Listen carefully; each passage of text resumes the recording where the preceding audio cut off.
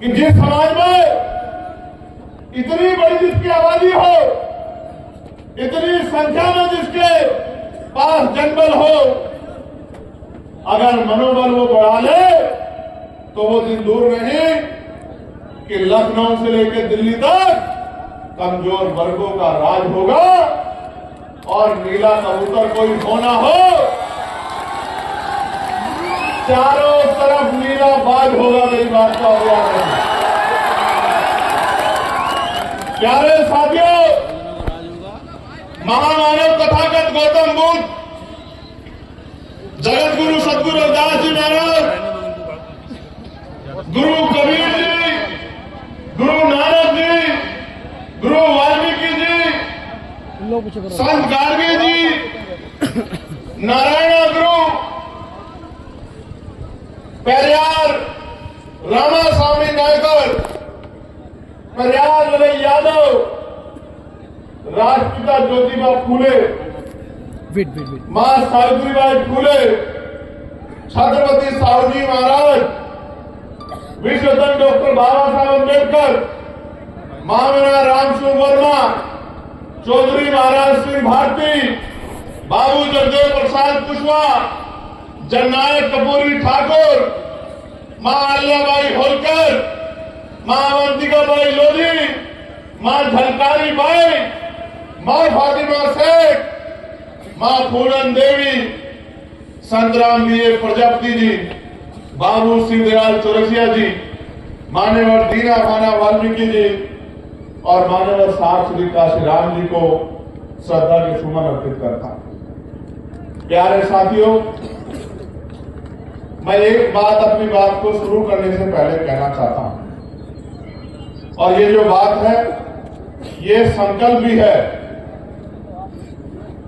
अगर मेरे खून का कतरा कतरा भी महापुरुषों के मिशन को पूरा करने के लिए या आपकी आंख का आंसू पूछने के लिए लग जाएगा, तो मैं आज वचन देके इस पावन अवसर पर कहता हूं कि कभी मैं उस खून के कतरे की परवाह नहीं करूंगा। मेरी बात को आप याद रखें।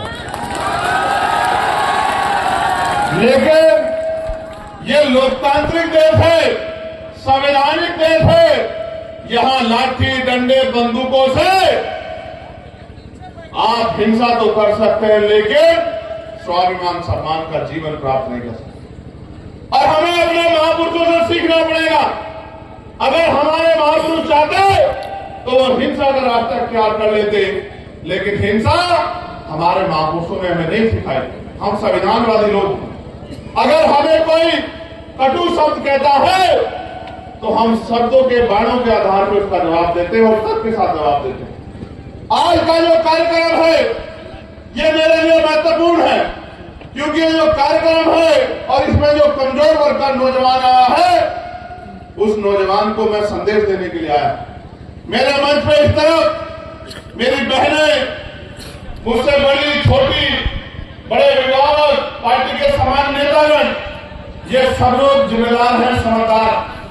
लेकिन असली चिंता आपको लेकर है, असली चिंता आपको लेकर है कि अगर आप नौजवानों ने ये ऐसो आराम, अंधविश्वास, पाखंडवाद का जीवन छोड़ के समाज का नेतृत्व करने के लिए अब निर्णय नहीं लिया, संकल्प नहीं लिया, तो वो दिन दूर नहीं कि हम इस देश में पुनः गुलाम हो जाएंगे, जिस तरह के आज हालात हो रहे हैं देश के अंदर। इसलिए मैं यहां से शुरू करूंगा, क्योंकि कार्यक्रम के संयोजक हमारा पाल समाज का परिवार है, जिनकी इच्छा थी कि मैं यहां आऊं, और आपने जो भाईचारा बनाकर संदेश देने का काम किया है, इससे शाम तक लखनऊ की नींद तो खराब होगी, लेकिन रात में नींद दिल्ली के लोगों को भी नहीं आएगी। मेरी बात का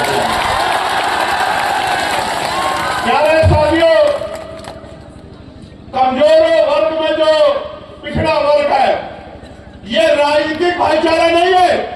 मैं आज के नौजवानों को बता देना चाहता हूं कि देश में समता, समानता, बंधुत्व, भाईचारे का जो आंदोलन नायकों के रूप में चलाया है, आज की जाति व्यवस्था में मैं बस आपको बताना चाहता हूं, आप घर जाके चिंतन मनन करना कि मैंने जो बात आपसे कही वो क्यों कही और आपको करना क्या।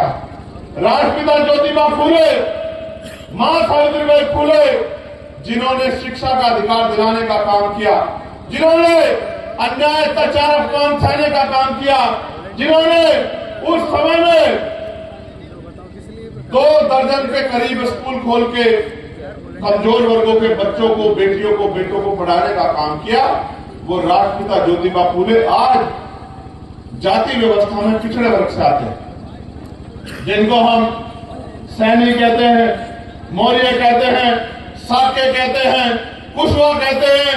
ये पूरा एक वंश है और ये राष्ट्रपिता ज्योतिबा फुले हमारे लिए बाबा साहब अम्बेडकर से पहले हमारे नायक है, हमारे गुरु। उनके बाद आरक्षण के जो जनक है, जिन्होंने 1902 में आरक्षण पिछड़े वर्गों के लिए लागू किया, वो छत्रपति साहू जी महाराज, जिनको हम लोग पूर्वी वंश के रूप में जानते हैं, वो भी पिछड़े वर्ग के आज की जाति व्यवस्था में पिछड़े वर्ग में आते। उनके बाद जिन्होंने अंधविश्वास पाखंडवाद पर चोट की, टीवी पेरियार रामानायकर स्वामी, आज का जो हमारा पाल बघेल समाज है वो इसी समाज के रूप में और हमारे नायक के रूप में चमक रहे हैं। पेरियार नरैया यादव, बाबू जगदेव प्रसाद कुशवाहा, जननायक कपूरी ठाकुर, ये सब महापुरुष जिन्होंने हमें संघर्ष करना सिखाया, सामाजिक न्याय सिखाया, ये पिछड़े वर्ग के लोग हैं। और आप जानते हैं बाबा साहब अम्बेडकर ने 3 महापुरुषों को अपना गुरु माना। किनको?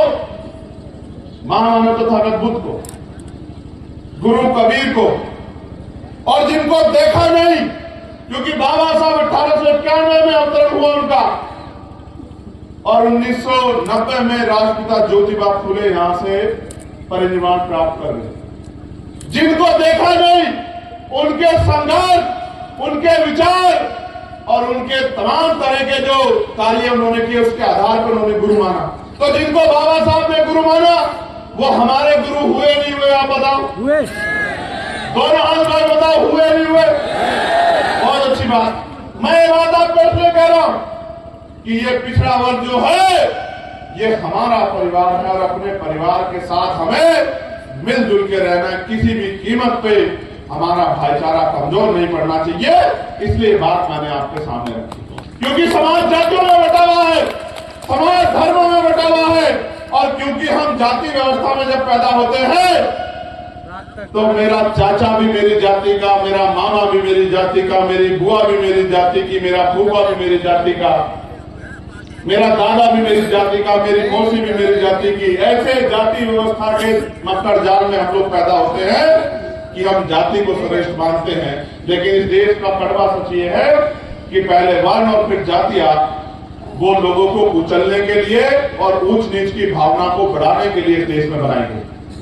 एक ही प्रक्रिया से पैदा हुआ बच्चा, जिसके माथे पे कुदरत ने कुछ नहीं लिख के भेजा, न जाति, न धर्म, न वंश, उसको इतने भागों में बांट के व्यवस्था ने इस देश में कमजोर वर्गों के लोगों को हाशिए पर रखने का जो षड्यंत्र किया है, उससे हमें खबरदार होना पड़ेगा। इस देश में 2 ही विचारधारा है। एक जो मानवतावादी विचारधारा, जिसके पहरेदार हम लोग हैं, जिसके पहरेदार आप लोग, जिसके पहरा देने के लिए आज इतनी बड़ी संख्या में आशीर्वाद देने के लिए मेरी मां बहन आए हैं। और एक दूसरी विचारधारा जिसको हम गैर बराबरी पे आधारित मनुवादी विचारधारा कहते हैं, जो ऊंच नीच की बात करती है, जो छोटे बड़े की बात करती है, जो ऊंचे नीचे की बात करती है, जो अमीर गरीब की बात करती है। इन दोनों विचारधारा में बहुत कम अंतर है। एक विचारधारा 4 है पे टिकी है, 4 है, वो आम वाला है। पहला है अंधविश्वास। जितना अंधविश्वास फैलेगा उतना मनुवादी व्यवस्था मजबूत होगी। दूसरा है अन्याय। जितना अन्याय होगा उतना मनुवादी व्यवस्था मजबूत होगी। तीसरा है असत्य। जितना असत्य फैलेगा, जितना झूठ फैलेगा, उतना मनुवादी व्यवस्था मजबूत होगी। और चौथा है अज्ञान। जितना अज्ञानता फैलेगी, जितना भ्रम फैलेगा, उतना ही मनुवादी व्यवस्था मजबूत होगी। और इसकी कांड भी जो है वो 4 ही है। लोकतांत्रिक भारत में 4 एईस की काट है।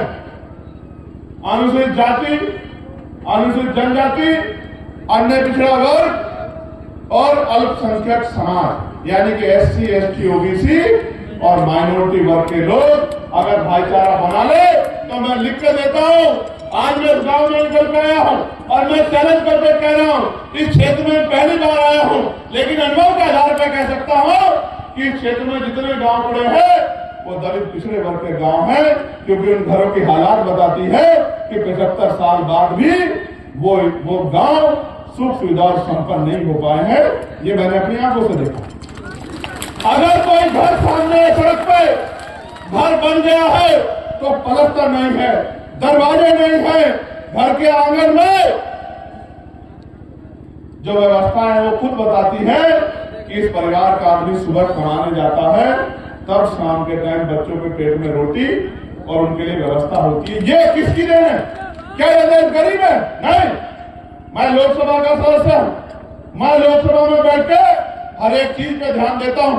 देश गरीब नहीं है, लेकिन इस देश का धन, इस देश की संपत्ति, इस देश की जमीन चंद मुट्ठी भर लोगों के हाथ में। जब तक धन धरती राजपाट का बराबर बंटवारा नहीं होगा, तब तक इस देश में सामाजिक न्याय नहीं हो सकता। मेरी बात को आप याद रखें। देश आजाद हुआ 15 अगस्त 1947 को, गौर करो। देश आजाद हुआ कब? जोर से बताओ, जोर से बताओ। आजादी की आवाज मजबूत आनी चाहिए। कब आजाद हुआ? अभी भी नहीं आई, बहुत कमजोर हो तुम लोग। Good good. देश आजाद हुआ 15 अगस्त 1947 को। संविधान तैयार हुआ 26 नवंबर 1949 को और संविधान लागू हुआ 26 जनवरी 1950 को। कब लागू हुआ? जोर से बताओ, कब लागू हुआ? असली आजादी कब आई? जब संविधान लागू हुआ और संविधान ने सुनिश्चित किया कि देश में कोई भी छोटा बड़ा नहीं, किसी को भी जाति के आधार पे, धर्म के आधार पे, स्थान के आधार पे भेदभाव का शिकार नहीं किया जा सकता। अवसर की समता होगी, लोकतांत्रिक व्यवस्था होगी, वोट का अधिकार होगा और इस वोट के अधिकार के जरिए आप अपने बीच के व्यक्ति को ताकत में ला सकते हैं। अब मैं 2 चीजों पे आज मुझे आपसे बात करनी। अभी हमारे यहाँ SIR हो रहा है। SIR पे डिबेट हुई, पता नहीं आप सब लोगों ने सुनी, लेकिन अगली 5 मिनट में मैं आपको एहसास कराना चाहता हूं कि देश में कुछ भी मांगने से नहीं मिला। हर एक चीज के लिए हमें संघर्ष करना पड़ा, छीनना पड़ा। प्यारे भाइयों बहनों और मेरे बहुजन समाज के पहरेदारों, मैं आपको याद दिलाता हूं 1919 की। 1919 में से पहले देश में 3% लोग वोट देते थे। कितने परसेंट लोग? जोर से बोल के बताया करो, कितने परसेंट लोग? बहुत अच्छी बात। फिर मॉन्टेगो चेमफोर्ड सुधार समिति आई, सुधार हुआ और सुधार में क्या हुआ कि वोट देने का अधिकार उनके पास होना चाहिए जो टैक्स देते हैं। क्या देते हैं? वोट देने का अधिकार उनके पास होना चाहिए जिनके पास बहुत सारी जमीन है, जो जमींदार। फिर और सुधार हुआ, बहुत सारे लोगों को और उनको भी ऐड करना चाहिए जिनके पास बिजनेस है, व्यापार है, बहुत सारी धन संपत्ति है। और लोग जुड़े, ऐसे लोगों को भी जो राजा महाराजाओं के परिवार के हैं, ऐसे लोगों को भी वोटों में ऐड करना चाहिए। फिर और लोग जुड़े जो बहुत पढ़े लिखे। वोटों की संख्या बढ़ के हो गई 15%। और मैं आपकी जानकारी के लिए बताना चाहता हूं, इस देश में जब इस देश की संख्या, भारत अंग्रेजों के गुलाम था, 30 लाख से 30 करोड़ से ज्यादा थी, तब यहां 80 लाख लोग वोट करते थे। सुधार होने के बाद जब बाबा साहब अम्बेडकर ने इस बात को देखा, उन्होंने इस बात पर आपत्ति दर्ज कराई और पहली बार बहिष्कृत हितकारिणी महासभा के जरिए अपना मेमोरेंडम दिया कि हमारे देश में लोकतंत्र नहीं है, हम गुलामों के गुलाम है, कमजोर वर्ग के लोग, इसलिए वोटिंग राइट सबको मिलना चाहिए। फिर गोलमेज कॉन्फ्रेंस हुई, राउंड टेबल कॉन्फ्रेंस, और बाबा साहब अम्बेडकर ने तर्क के आधार पर अंग्रेजों के सामने इस बात को साबित किया कि जब तक अंतिम बालिग व्यक्ति को वोट का अधिकार नहीं मिलेगा, तब तक इस देश में लोकतंत्र फल फूल नहीं सकता है, तब तक लोकतंत्र स्थायी नहीं हो सकता है। मुट्ठी भर पैसे वाले लोग, मुट्ठी भर जमीन वाले लोग, मुट्ठी भर धन संपत्ति वाले लोग राज करेंगे और बाकी लोग उनके अंदर में काम करेंगे तो कभी लोकतंत्र सफल नहीं हो पाएगा। इसके बाद क्या परिवर्तन हुआ आपको पता है? इसके बाद ये परिवर्तन हुआ कि कमजोर वर्गों को वोट का अधिकार मिला। मैं आपको और जानकारी देता हूं, उन 80 लाख वोटर में एक भी महिला नहीं थी, किसी भी धर्म की, किसी भी जाति की। उन 80 लाख लोगों में सिर्फ पुरुष थे और पुरुष भी सामान्य जाति के थे और सामान्य जाति में भी जो संपन्न थे। उन संपन्न जाति के, सामान्य जाति के लोग वोट करते थे। आप महसूस करके देखो, अमीर अगर वोट करेगा तो गरीब को करेगा या अमीर को करेगा? बताओ आप मुझे। अमीर को करेगा। किसे करेगा? गरीब को अमीर वोट कर सकता है। इसलिए बाबा साहब ने कहा कि अंतिम व्यक्ति को वोट का अधिकार मिलना चाहिए और बाबा साहब अम्बेडकर की सिफारिशों पे इस देश के करोड़ों दलितों, पिछड़ों, आदिवासियों, महिलाओं और जो अन्य धार्मिक अल्पसंख्यक हैं वो भी, उन सबको, जिनमें जैन हैं, सिख हैं, बौद्ध हैं, मुसलमान हैं, सबको वोटिंग राइट मिलने का काम हुआ। ये 22 देश संविधान की देन है कि नेहरू जी की बिटिया इंदिरा गांधी जी देश की प्राइम मिनिस्टर बनी, सुचित्रा कृपलानी उत्तर प्रदेश की पहली मुख्यमंत्री बनी, आदरणीय बहन जी कमजोर वर्गों की तरफ से मुख्यमंत्री बनी। ये अगर किसी तरह संभव हुआ है तो ये बाबा साहब अम्बेडकर के संविधान में जो वोट का अधिकार है उसकी वजह से संभव हुआ। और बताता हूं आपको, क्योंकि आज ज्ञान का जो सागर है उसको आपके बीच तक लेके आना। इन सब चीजों में ये जो वोटिंग राइट मिला, ये पहले 21 साल के लोगों के लिए था, फिर इसमें परिवर्तन हुआ, 18 साल के व्यक्ति को वोटिंग राइट मिला। तो आपको वोटिंग राइट कहां से मिला पता लगा आपको? किसने दिलाया आपको वोटिंग राइट? किसने दिलाया? अगर बाबा साहब ने दिलाते तो एक बात याद रखो, आज लोकतंत्र है, वोटिंग राइट है, तो आपके घरों की दीवारें पक्की नहीं है। अगर आपसे वोट का अधिकार छीन लिया जाए तो मैं लिख के देता हूं, आपकी बस्तियों में कोई नेता पैर रखने के लिए नहीं आएगा। आज मेरी बात को आप एफिडेविट लेकर देखिए। ये वोट का अधिकार है जो बड़े बड़े कुर्ते वाले, बड़ी बड़ी गाड़ी वाले, बड़े बड़े बंगलों वाले, राजा महाराजाओं के वंशज हमारी गलियों में, हमारी बस्तियों में आते हैं, हमारे पैर छूते हैं, हमारे पैरों को हाथ लगाते हैं, हमारी माँ बहनों से अपने सर पे हाथ रखवाते हैं, हमारे बीच में बैठ के खाना खाते हैं, झूठे भाईचारे का दिखावा करते हैं और सिर्फ इसलिए आते हैं कि इनकी वोट हमें मिल जाए और इनकी वोट लेके हम लोग राजा बन जाए। इस देश में कब तक कमजोर वर्गों के लोग लुटते पिटते ठगे जाते रहेंगे, इसका फैसला आने वाली पीढ़ी को करेंगे। प्यारे साथियों, इस देश में पिछड़े वर्ग के लोगों के लिए काका कालेकर आयोग कमीशन बना। काका कालेकर आयोग से पहले जब 1931 में गणना हुई थी तो 52% पिछड़ा वर्ग था। कितने परसेंट?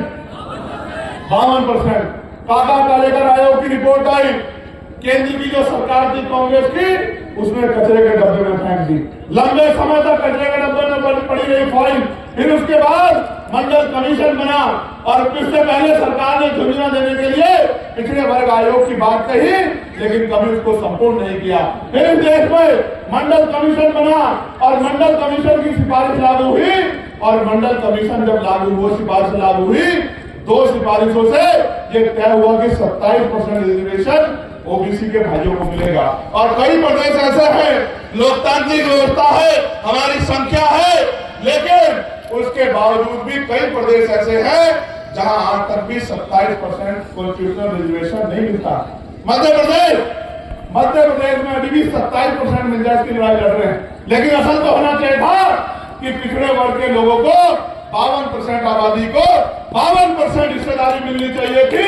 असल तो ये होना चाहिए था, मगर ये नहीं हुआ।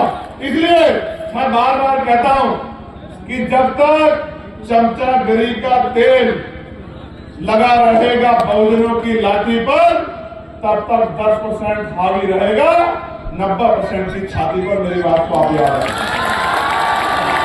ये चमचागिरी का तेल जब तक नहीं उतारोगे, जब आपका मंडल कमीशन का आंदोलन चला, जिसकी 2 सितंबर से लागू हुई, तब इस देश में धार्मिक यात्रा निकाल के कमंडल की आपके पूरे आंदोलन को कुचलने का काम इस देश में जो लोग राजकाज में बैठे उन लोगों ने किया, और आप लोग आपस में लड़ते रहे। इस वजह से आज भी आपके घरों के ऊपर पलस्तर नहीं हुआ है, जबकि यहाँ दूसरी तरफ इसी प्रदेश में ऐसे भी लोग हैं जिनके पास 5-5 हजार बीघे जमीनें हैं, जिनके घर 20-20 बीघे में वो है, और मेरे दलित पिछले कमजोर किसान मुसलमान वर्ग के पास, इनके पास रहने के लिए 20 गज जमीन भी नहीं है। ये देश में प्रदेश में हो। प्यारे साथियों, मैं आपको बहुत जिम्मेदारी से कह रहा हूं, मैं तो आपके साथ हर जगह खड़ा रहता हूं, कोई ऐसी जगह नहीं जहां मैं नहीं खड़ा हुआ।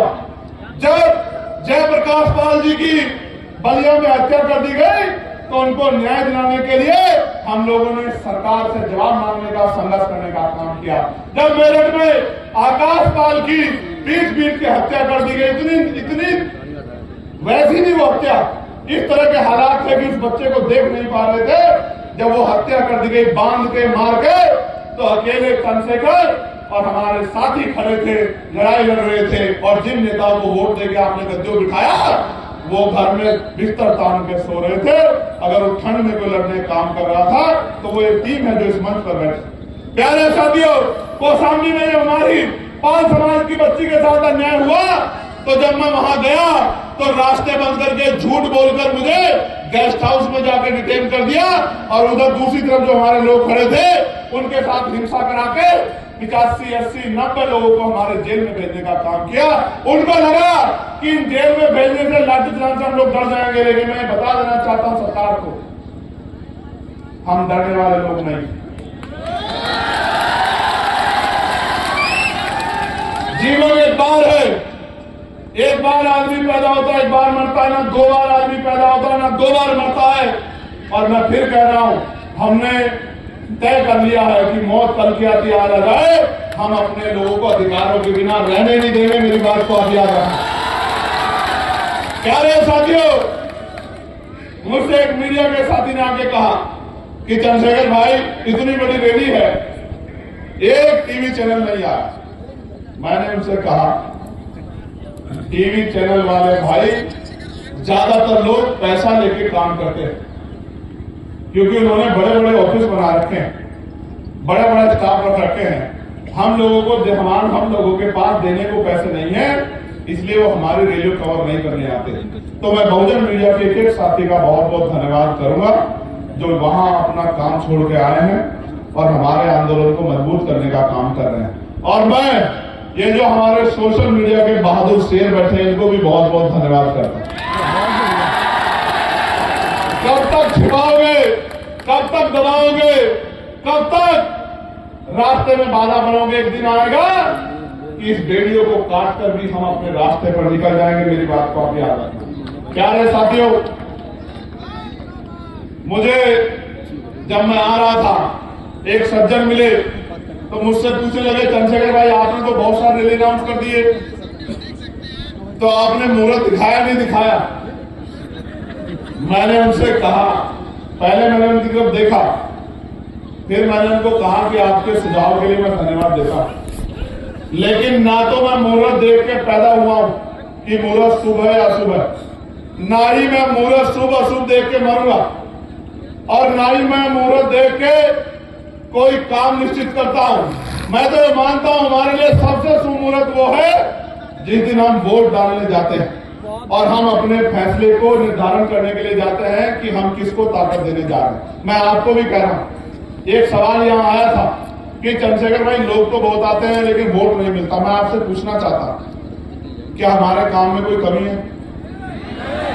नहीं, दोनों हाथ उठा के बता।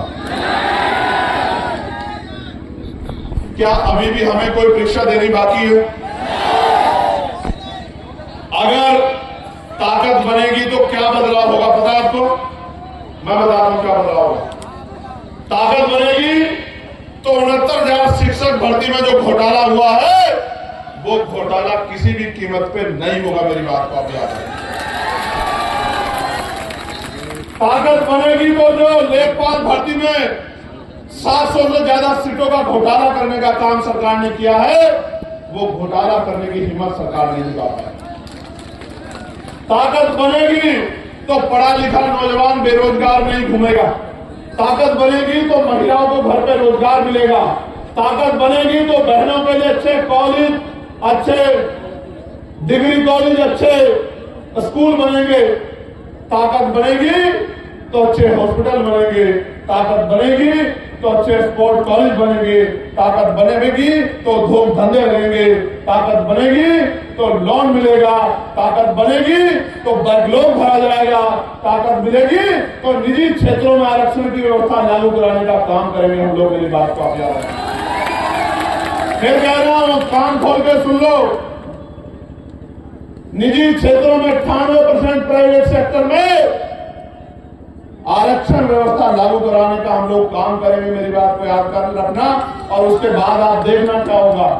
पाल, प्रजापति, कश्यप, मौर्य, सैन, कुशवाहा, बिंद, राजभर, केवट, मल्ला, विश्वकर्मा, यादव, जाटव, जाट, गुर्जर, तमाम लोधी, तमाम जो पिछड़े वर्ग की जातियां हैं, नुनिया, चौहान, राजभर, तमाम पिछड़े वर्ग के जो बच्चे हमारे, उन सबको नौकरी रोजगार करने का मौका मिलेगा। जब उनके जेब में पैसे आएंगे तभी वो अपनी माओ के आंसू पूछ पाएंगे। वरना इस देश में कब तक भूखे प्यासे रहकर आप लोग अन्याय अत्याचार सहते रहोगे। प्यारे भाइयों, आपने भाईचारा सम्मेलन रखा है। भाईचारा सम्मेलन तो सफल बना दिया है। भाईचारा बनाओगे नहीं बनाओगे बताओ? जोर से बताओ, बनाओगे नहीं बनाओगे? भाईचारा बनेगा तो क्या होगा पता है? भाईचारा बनेगा तो राज आएगा, और राज आएगा तो स्वाभिमान सम्मान का जीवन लेके आएगा। मेरी बात को आप याद रखें। मैं तो एक गरीब परिवार में जन्मा। मेरी मां दूसरों के खेत से घास लेके आती थी। मैं स्कूल से आता था, उस घास की गठरी को पकड़ के लेके आता था कि अपनी मां का बोझ थोड़ा सा कम कर सके। और मेरी मां इसलिए घास लेके आती थी कि दूध बेच के वो कुछ पैसे जुटा सके और हमारी जरूरतें पूरी कर सके। आज भी हमारी माएं बहनें बहुत बड़े पैमाने पे खेत ना होते भी खेतों में जाके घास लाके दूध बेच के अपने घर को चलाने का काम करती। मैं ऐसी मातृ शक्ति को जयवीर करता हूं। मैं उस मातृ शक्ति की हिम्मत को दाद देता हूं। लेकिन मैं अपनी मां बहनों से कहना चाहता हूं, वो दिन दूर नहीं कि किसी के खेत में मेरी मां बहनों को जाने की जरूरत नहीं पड़ेगी। राज आएगा तो इस खाली सरकारी जमीन का बंटवारा करके गरीबों में बांटने का काम करेंगे हम लोग। याद रखें। मैं फिर कह रहा हूं, भले ही आपके पास नहीं आता हूं, भले ही आपके घरों तक नहीं पहुंचता हूं, भले ही आपसे हाथ नहीं मिला पाता हूं, लेकिन वचन देके कहता हूं, अगर आंदोलन आगे बढ़ता रहा और आपने सहयोग आशीर्वाद वोट के रूप में दिया तो वो दिन दूर नहीं कि हर घर में चंद्रशेखर काम के रूप में आएगा, आजाद समाज पार्टी काम के रूप में आएगी। जब आपके बच्चे को रोजगार मिलेगा, जब आपके घरों में सुख सुविधाएं आएंगी, और जब आंसू आएंगे तो वो खुशी के होंगे इस बात के कि इस बार हमारी ताकत बनेगी, हमारी ताकत सफल होगी। इस ताकत को रोकने के लिए बहुत सारे लोग लगे हुए हैं, इस ताकत को रोकने के लिए। और वो ताकत मेरी नहीं रोकना चाहते, वो किसकी ताकत रोकना चाहते हैं? वो आपकी ताकत रोकना चाहते हैं। वो आपको कमजोर करना चाहते हैं। वो ये जानते हैं कि अगर उनकी ताकत बढ़ेगी तो उनके यहां मजदूरी कौन करेगा? मेरी बात को आप याद रखना। उनके बर्तन कौन बनाएगा? उनकी चटाई कौन बनाएगा? उनके खेतों में काम कौन करेगा? तमाम तरह के जो उनके अपमान का जो काम करना पड़ता है वो कौन करेगा? उनके सफाई का काम कौन करेगा? सीवर में कौन उतरेगा? मैला कौन उठाएगा? इसलिए कह रहा हूं, नौजवानों को कह रहा हूं, खूब पढ़ो, ज्ञान में किससे पीछे मत रहो, एक रोटी कम खाओ जो गाड़गे जी महाराज कहते थे, लेकिन पढ़ो और पढ़ाओ, ज्ञान हासिल करो, शिक्षा हासिल करके रोजगार की तरफ को बढ़ो, अंधविश्वास पाखंडवाद को जोड़ो, भाईचारा बनाओ और संवैधानिक रूप से संघर्ष करके ऊंची कुर्सियों में पहुंचो और उन कुर्सियों में पहुंच के अपने गरीब कमजोर लोगों का हाथ पकड़ने का काम करो, उनके आंसू पोंछने का काम करो। मैं और आप एक हैं। मैं भी इसी परिवार से निकल के आया हूं जिन परिवार से आप निकल के आए। मैं आपके प्यार को जानता हूं, मैं आपके संघर्ष को जानता हूं। मेरी एक आवाज पर चाहे दिल्ली हो या लखनऊ या मुजफ्फरनगर, आप दौड़े दौड़े चले जाते हो। लेकिन मेरे भाइयों, दौड़े दौड़े जाने से काम नहीं चलेगा। जब तक आप अपनी बस्तियों में गांव गांव जाके बूथ कमेटी नहीं बनाओगे, सेक्टर कमेटी नहीं बनाओगे, भाईचारा कमेटी नहीं बनाओगे, जब तक अपने क्षेत्रों में एकजुट पे समाज को एकजुट नहीं करोगे, तब तक आप सफल होने वाले नहीं। तो मेरे पास आगे पीछे नहीं आने की जरूरत नहीं, अपने क्षेत्रों को मजबूत करने की जरूरत है। बूथ जीतेंगे तो विधानसभा जीतेंगे, विधानसभा जीतेंगे तो राजकाज बनेगा, और राजकाज बनेगा तो आपके अधूरे सपने पूरे होंगे, आपकी जेब में पैसा आएगा। और जिस दिन आपकी जेब में पैसा आएगा, फिर मैं कहता हूं, जितनी मोटरसाइकिलें मैंने यहां से वहां तक देखी, मैंने कहा था सौरभ से गाड़ी में बैठ के कि ये जो मोटरसाइकिल पे आया है ना, ये मेरा वो भाई है जिसको आंधी तूफान भी मुझसे दूर नहीं कर सकता। मैं इसकी ताकत को जानता हूं। जिसको ना सर्दी की फिक्र है, जिसको ना गर्मी की फिक्र है, जिसको बरसात की फिक्र है, ना आंधी तूफान की फिक्र है। मगर मैं फिर कहता हूं, आप तो मेरे लिए इतना करते हो, अब मेरा नंबर है कि हम सब लोग भी आपके लिए कुछ करें। लेकिन तब काम तब आगे बढ़ेगा अगर अकेला इंजन जोर लगाता रहेगा तो स्पीड नहीं बनेगी। समझ रहे हो नहीं समझ रहे हो?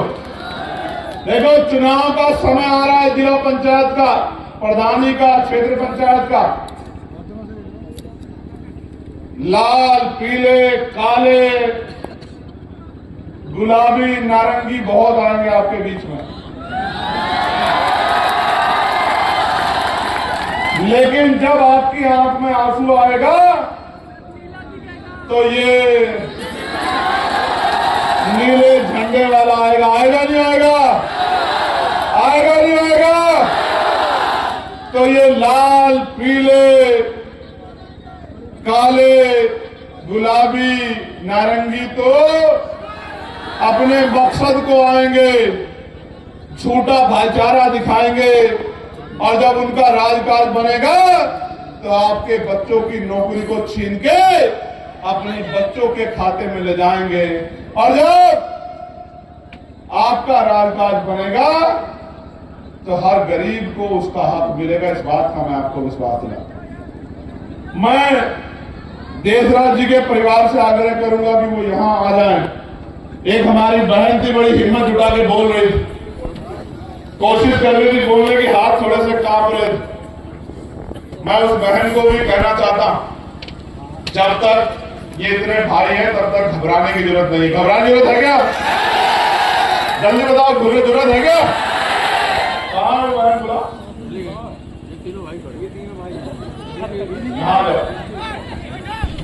कहां है वो? नीचे कहां है? बुलाओ बुलाओ। क्षमा, एडवोकेट क्षमा पाल कहां है?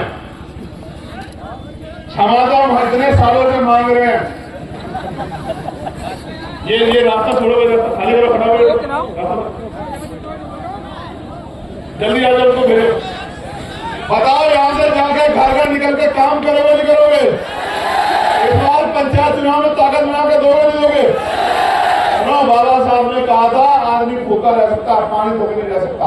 इस देश में अगर हम बिना अधिकारों के रह रहे हैं तो अपमान सह रहे हैं। क्या ये अपमान का जीवन बदलने के लिए हम लोग संघर्ष करेंगे नहीं करेंगे? मैं अपनी मां बहनों से पूछना चाहता हूं, क्या आपका आशीर्वाद आजाद समाज पार्टी चंद्रशेखर को मिलेगा नहीं मिलेगा? बताओ, ईमानदारी से बताओ, झूठे हाथ में बताओ, अपने स्थान पे खड़े होकर बताओ, मिलेगा नहीं मिलेगा? जरा एक बात देखना चाहता हूं, मिलेगा नहीं मिलेगा? दोनों हाथ उठाओ, बताओ, मिलेगा नहीं मिलेगा? बताओ, मदद करोगे नहीं करोगे? तो फिर मेरी बात को भी याद रखो, जब तक जीवन में संघर्ष जारी रहेगा और राजकाज बनेगा तो स्वाभिमान सम्मान का जीवन दिलाने का काम करेंगे। बहुत बहुत धन्यवाद। कहां है हमारी बहन क्षमा पाल एडवोकेट? सुनो, नौजवानों का जोश अच्छी बात है, लेकिन होश भी रखना है, रखना नहीं रखना है। जय भीम, जय भारत, जय मंडल, जय संविधान,